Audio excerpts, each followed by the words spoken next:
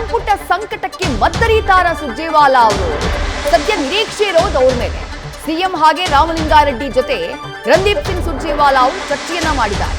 ಬೆಂಗಳೂರು ನಗರಾಭಿವೃದ್ಧಿ ಖಾತೆ ಬೇಕು ಅಂತಾನೆ ರೆಡ್ಡಿ ಪಟ್ಟು ಹಿಡಿದು ಕೊಟ್ಟಿದ್ದಾರೆ ರಾಮಲಿಂಗಾರೆಡ್ಡಿ ಅವರು.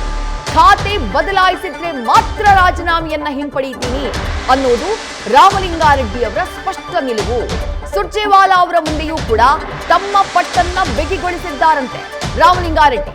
ಖಾತೆ ಬದಲಾವಣೆ ಬಗ್ಗೆ ಸಲಹೆಯನ್ನ ಕೊಟ್ಟಿದ್ದಾರೆ ಸುರ್ಜೇವಾಲಾ ಅವರು ಅನ್ನುವಂಥ ಮಾಹಿತಿ ಇದೆ. ಈ ನಡುವೆ ಸುರ್ಜೇವಾಲಾ ಅವರನ್ನ ಮುಖ್ಯಮಂತ್ರಿ ಡಿಕೆ ಶಿವಕುಮಾರ್ ಅವರು ಭೇಟಿಯಾಗಿದ್ದಾರೆ. ರಾತ್ರಿ ಸಭೆಯ ಮಾಹಿತಿಯನ್ನ ಸುರ್ಜೇವಾಲಾ ಅವರಿಗೆ ನೀಡುವಂತಹ ಕೆಲಸವನ್ನ ಸಿಎಂ ಮಾಡಿದ್ದಾರೆ. ಸಂಪುಟ ಗೊಂದಲ ಬಗೆಹರಿಸೋಕೆ ಸುರ್ಜೇವಾಲಾ ಸದ್ಯ ಕಸರತ್ತನ್ನ ನಡೆಸುತ್ತಿದ್ದಾರೆ.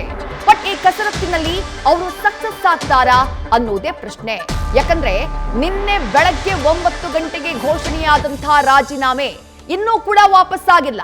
ಅಲ್ಲಿ ಮೆಸೇಜ್ ಏನು ಹೋಯ್ತು? ಮುನಿಯಪ್ಪ ಅವರದ್ದು ಓಕೆ, ಒಂದು ಮಾತುಕತೆಯಲ್ಲಿ ಅದು ಶಮನ ಆಗ್ಬಿಡ್ತು, ಆ ಖಾತೆ ಖ್ಯಾತೆ ಶಮನ ಆಗ್ಬಿಡ್ತು. ಆದ್ರೆ ರಾಮಲಿಂಗಾರೆಡ್ಡಿ ಅವರ ವಿಚಾರದಲ್ಲಿ ಇದು ಇನ್ನೂ ಕೂಡ ಹಗ್ಗಜಗ್ಗಾಟ ನಡೀತಾನೆ ಇದೆ. ನಿನ್ನೆ ಬೆಳಗ್ಗೆ 9:30 ಸುಮಾರಿಗೆ ರಾಜೀನಾಮೆಯನ್ನ ಘೋಷಣೆ ಮಾಡಿದವರು ರಾಮಲಿಂಗಾರೆಡ್ಡಿ. ಇವತ್ತು ಮಧ್ಯಾಹ್ನವಾಗ್ತಾ ಬಂದ್ರೂ ಕೂಡ ಹಿರಿಯ ನಾಯಕ ರಾಮಲಿಂಗಾರೆಡ್ಡಿ ಅವರನ್ನ ಸಮಾಧಾನ ಪಡಿಸೋದಕ್ಕೆ ಸಾಧ್ಯ ಆಗ್ತಾ ಇಲ್ಲ. ಮುಖ್ಯಮಂತ್ರಿಗಳ ಸಂಧಾನ ಸೂತ್ರ ಸಫಲ ಆಗಿಲ್ಲ. ಖುದ್ದು ಮಾತು ಕೊಟ್ಟಿದ್ದವರು ಮುಖ್ಯಮಂತ್ರಿಗಳು, ಅವರ ಸಂಧಾನ ಸಫಲ ಆಗಿಲ್ಲ.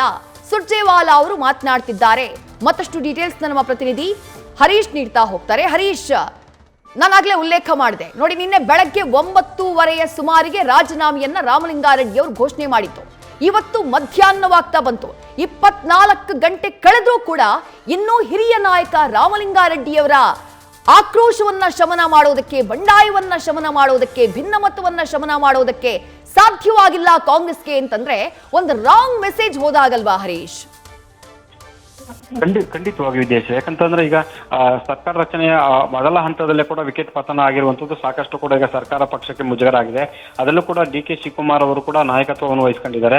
ಸೊ ಅವರಿಗೆ ಕಸಿವಿಸಿ ಕೂಡ ಆಗಿರುವಂತದ್ದು. ಈ ಒಂದು ಸಂದರ್ಭದಲ್ಲಿ ಯಾವ ರೀತಿ ನಿಭಾಯಿಸಬೇಕು ಅನ್ನುವಂಥ ನಿಟ್ಟಿನಲ್ಲಿ ಅದು ಪರಿಸ್ಥಿತಿ ಕೈ ಬೀರಿ ಹೋಗಿರುವುದು ಸ್ಪಷ್ಟವಾಗಿ ಗೊತ್ತಾಗ್ತಿದೆ. ಆರಂಭದಲ್ಲಿ ಕೂಡ ಮಾತು ಕೊಟ್ಟಿದ್ರು ಡಿಕೆ ಶಿವಕುಮಾರ್, ಮಾತಿನಂತೆ ನಡೆದುಕೊಳ್ತಾರೆ ಅನ್ನುವಂಥ ಬಲವಾದ ವಿಶ್ವಾಸದಲ್ಲಿ ರಾಮಲಿಂಗಾರೆಡ್ಡಿ ಅವರಿದ್ರು. ಆದ್ರೆ ಮಾತು ತಪ್ಪಿದ್ದಂತ ಕಾರಣಕ್ಕಾಗಿ ಸಿಡಿದಿದ್ದಿರುವಂತಹ ರಾಮಲಿಂಗಾರೆಡ್ಡಿ ಅವರು ರಾಜೀನಾಮೆಯನ್ನು ಘೋಷಣೆ ಮಾಡಿದ್ದಾರೆ. ಸೊ ಈಗ ಸದ್ಯಕ್ಕೆ ಇರುವಂತಹ ಪ್ರಶ್ನೆ, ಈಗ ರಾಮಲಿಂಗಾರೆಡ್ಡಿ ಅವರ ಕರೆಸ್ಕೊಂಡು ಮಾತನಾಡಿರ್ತಕ್ಕಂಥ ಡಿಕೆ ಶಿವಕುಮಾರ್ ಅವರು ಸೊ ಖಾತೆ ಬದಲಾವಣೆಗೆ ಸಂಬಂಧಪಟ್ಟಂಗೆ ಅವರು ನಾನು ಭರವಸೆಯನ್ನು ಕೂಡ ಕೊಟ್ಟಿದ್ದಾರೆ. ಎಐಸಿಸಿ ನಾಯಕರ ಜೊತೆ ಕೂಡ ಚರ್ಚೆ ನಡೆಸಿದ್ದಾರೆ. ಆದ್ರೆ ಇದುವರೆಗೂ ಕೂಡ ಆ ರೀತಿ ಯಾವುದೇ ಅಂತಿಮ ತೀರ್ಮಾನ ಮಾಡದಂತಹ ಹಿನ್ನೆಲೆಯಲ್ಲಿ ತೀವ್ರ ಅಸಮಾಧಾನಗೊಂಡಿರುವಂತಹ ರಾಮಲಿಂಗಾರೆಡ್ಡಿ ಅವರು ಮತ್ತೆ ಬಿಗಿಪಟ್ಟನ್ನ ಕೂಡ ಮುಂದುವರಿಸ್ತಾ ಇದ್ದಾರೆ. ಇದೇ ಮಾತನ್ನ ಕೂಡ ಸುರ್ಜೇವಾಲಾ ಅವರು ಮುಂದೆ ಸ್ಪಷ್ಟವಾಗಿ ಹೇಳುವಂತ ಒಂದು ಪ್ರಯತ್ನ ಮಾಡಿದ್ದಾರೆ. ನನಗೆ ಜಲಸಂಪನ್ಮೂಲ ಖಾತೆ ಬೇಡ, ಬೇರೆ ಯಾವುದೇ ಖಾತೆ ಕೊಡಿ, ಪ್ರಮುಖವಾಗಿರುವಂತ ಖಾತೆ ಅನ್ನುವಂತ ನಿಟ್ಟಿನಲ್ಲಿ ಮಾತುಕತೆ ನಡೆಸಿದ್ದಾರೆ ಅಂತ ಹೇಳಲಾಗ್ತಿದೆ. ಹಾಗಾಗಿ ಸುರ್ಜೇವಾಲಾ ಅವರು ಕೂಡ ಡಿಕೆ ಶಿವಕುಮಾರ್ ಅವ್ರ ಜೊತೆ ಒಂದು ಸುತ್ತಿನ ಮಾತುಕತೆ ನಡೆಸಿದ್ದಾರೆ. ಯಾವ ಖಾತೆಯನ್ನು ಕೊಡಬೇಕಾಗತ್ತೆ, ಬದಲಿ ಖಾತೆ ಆದ್ರೆ ಅನ್ನುವಂತ ಚರ್ಚೆಯನ್ನು ಮಾಡಲಾಗಿದೆ. ಆದ್ರೆ ಸದ್ಯಕ್ಕೆ ಈಗ ಹಂಚಿಕೆ ಆಗಿರುವಂತ ಅಂದ್ರೆ ಬೆಂಗಳೂರು ನಗರಾಭಿವೃದ್ಧಿ ಖಾತೆಯನ್ನ ಕೃಷ್ಣ ಬೈರೇಗೌಡರಿಂದ ಯಾವುದೇ ಕಾರಣಕ್ಕೂ ಬದಲಾಯಿಸುವುದಿಲ್ಲ ಅನ್ನುವಂಥ ಸ್ಪಷ್ಟ ಸಂದೇಶವನ್ನು ಹೈಕಮಾಂಡ್ ನಾಯಕರು ರಾಜ್ಯ ನಾಯಕರಿಗೆ ರವಾನೆ ಮಾಡಿದ್ದಾರೆ. ಹಾಗಾಗಿ ಬದಲಿ ಖಾತೆ ಅನ್ನುವಂಥ ವಿಚಾರಕ್ಕೆ ಸಂಬಂಧಪಟ್ಟಂಗೆ ಯಾವುದನ್ನು ಕೊಡಬೇಕು ರಾಮಲಿಂಗಾರೆಡ್ಡಿ ಅವರಿಗೆ ಅನ್ನುವಂಥದ್ದು ಕೂಡ ಈಗ ಚರ್ಚೆ ಆಗ್ತಿದೆ. ಸೊ ಒಂದು ವೇಳೆ ಸಣ್ಣ ಪುಟ್ಟ ಕೂಡ ಖಾತೆ ಕೊಟ್ಟಿದೆ ಆದಲ್ಲಿ ಅದಕ್ಕೂ ಕೂಡ ನಿರಾಕರಣೆ ಮಾಡಿದ್ರೆ ಮುಂದೆ ಏನು ಮಾಡಬೇಕು ಅನ್ನುವಂಥ ಆತಂಕ ಕೂಡ ಸಹಜವಾಗಿದೆ. ಈ ಹಿನ್ನೆಲೆಯಲ್ಲಿ ಕೂಡ ರಾಮಲಿಂಗಾರೆಡ್ಡಿ ಅವರನ್ನ ಮನವೊಲಿಸ್ತಕ್ಕಂಥ ಕಸರತ್ತು ನಿರಂತರವಾಗಿ ಸಾಗ್ತಾ ಇದೆ. ರಾಮಲಿಂಗಾರೆಡ್ಡಿ ಅವರು ಕೂಡ ಇದುವರೆಗೂ ಯಾವುದೇ ರೀತಿಯ ಸ್ಪಷ್ಟವಾದಂತಹ ಒಂದು ತೀರ್ಮಾನವನ್ನ ಅಂದ್ರೆ ರಾಜೀನಾಮೆಯನ್ನು ವಾಪಸ್ ಪಡ್ಕೊಳ್ತೀನಿ ಅನ್ನುವಂಥ ಮಾತನ್ನ ಇದುವರೆಗೂ ಹೇಳ್ತಾ ಇಲ್ಲ. ಹಾಗಾಗಿ ಡಿಕೆ ಶಿವಕುಮಾರ್ ಅವರು ಮುಂದೆ ನಿನ್ನೆ ರಾತ್ರಿ ಒಂದಷ್ಟು ಆಯ್ತು ಅನ್ನುವಂತ ಸಕಾರಾತ್ಮಕವಾಗಿ ಹೇಳಿದ್ರು ಕೂಡ ನಂತರ ಅವರು ಮತ್ತೆ ಅದೇ ತೀರ್ಮಾನಕ್ಕೆ ಬದ್ಧರಾಗಿರುವಂತ ಕಾರಣಕ್ಕಾಗಿ ಕಗ್ಗಂಟಾಗಿ ಪರಿಣಮಿಸಿದೆ. ಸದ್ಯಕ್ಕೆ ಈ ಗೊಂದಲ ಬಗೆಹರಿಯುವಂತ ಲಕ್ಷಣಗಳು ಕಾಣಿಸ್ತಾ ಇಲ್ಲ. ವಿದ್ಯಾಶ್ರೀ, ಥ್ಯಾಂಕ್ ಯು ಹರೀಶ್, ತಮ್ಮೆಲ್ಲ ಡೀಟೇಲ್ಸ್ಗೆ. ನ್ಯೂಸ್ ಫಸ್ಟ್ ನಿರ್ಭೀತಿಯಿಂದ ನಿಮ್ಮ ಪರವಾಗಿ.